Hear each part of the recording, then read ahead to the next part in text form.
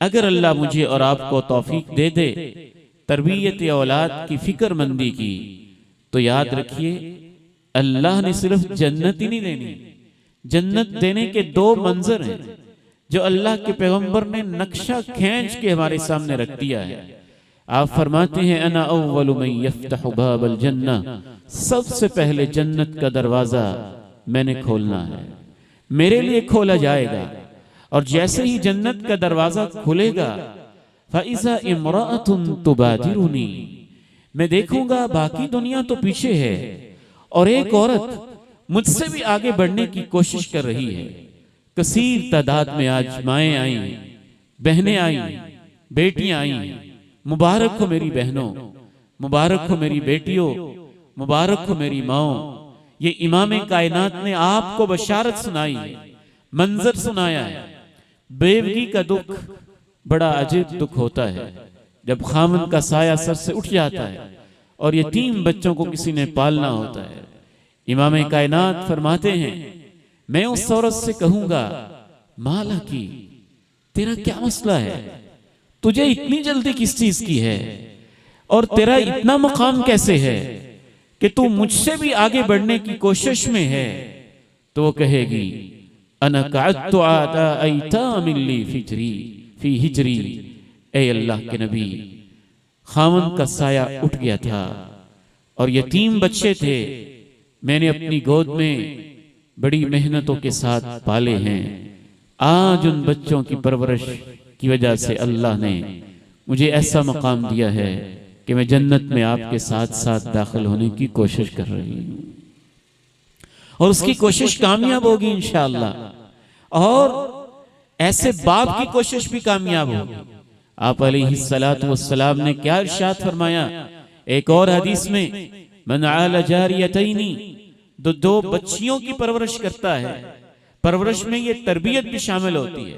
हत्ता तबलुगा, यहां तक कि वो जवान हो जाती हैं।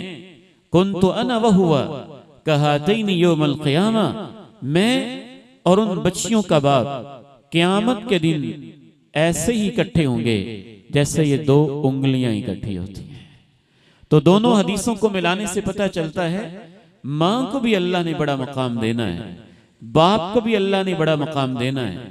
और खुसूसन वो मां जिसने बड़ी दुखों के अंदर अपने बच्चों को पाला हो और वो बाप जिसने अपनी बच्चियों को ज्यादा मेहनत के साथ, ज्यादा कोशिश के साथ इनके दुख सह सह के उनको पाला हो। क्योंकि बेटियों का मामला बड़ा नाजुक होता है, उनके लिए स्पेशल आपने ये बशारत बयान की है। इसीलिए इन तमाम तालीमात का खुलासा अल्लाह के कुरान ने यूं बयान किया है, या अय्युहल्लज़ीना आमनू कू अनफुसकुम व अहलीकुम नारा वक़ूदुहन्नास वल हिजारा अलैहा मलाइकतुन गिलाज़ुन शिदाद ला यअसून अल्लाह मा अमरहुम व यफ़अलून मा युअमरून। ईमान वालों अपने आप को, अपने घर वालों को जहन्नम की आग से बचाओ।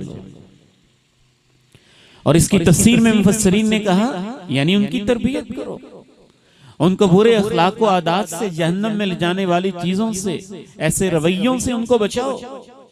यही उनकी तरबियत के जरिए मुमकिन होगा। तो मैं ये अर्ज कर रहा था, हमने तमहीद के अंदर ये बात सीखी, बच्चों की तरबियत करना हर माँ बाप के ऊपर फर्ज है, बाप के ऊपर भी फर्ज है, माँ के ऊपर भी फर्ज है। जितनी देर में वो इदारे में, स्कूल में, मदरसे में हैं तो उनके असातिज़ा के ऊपर भी फर्ज है।